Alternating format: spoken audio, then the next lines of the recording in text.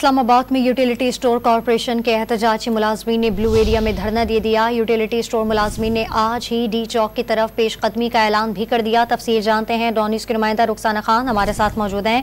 रुखसाना, आगाह कीजिएगा।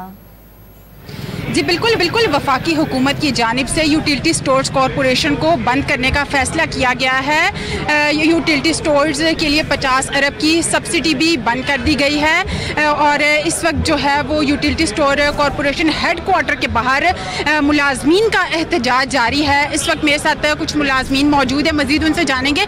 अच्छा बताइएगा, क्या कहेंगे, हुकूमत के इस फैसले के खिलाफ एहतजाज क्यों किया जा रहा है? बिस्मिल्लाहिर्रहमानिर्रहीम। जैसे कि मीडिया के थ्रू सबको पता है कि जी हमारे इस इदारे को बंद किया जा रहा है बगैर किसी नोटिस के और बगैर किसी चीज़ के।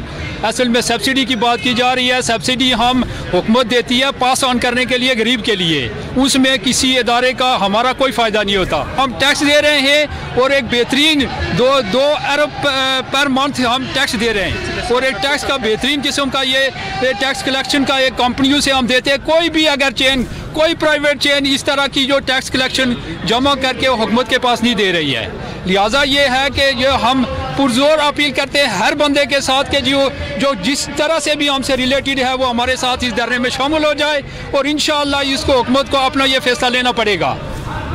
जी बिल्कुल, मुलाजमीन काफ़ी शिकवा करते हुए दिखाई दे रहे हैं और हुकूमत के इस फैसले के बायस जो है वो 14,000 मुलाजमीन बेरोज़गार होने का खदशा है। तो जो मुलाजमीन है वो यही कह रहे हैं कि यकीनन इस फैसले के बाद जो है वो मुलाजमीन की परेशानियों में भी मज़ीद इजाफा हो जाएगा। तो हुकूमत जो है वो इस फैसले को वापस ले। जी।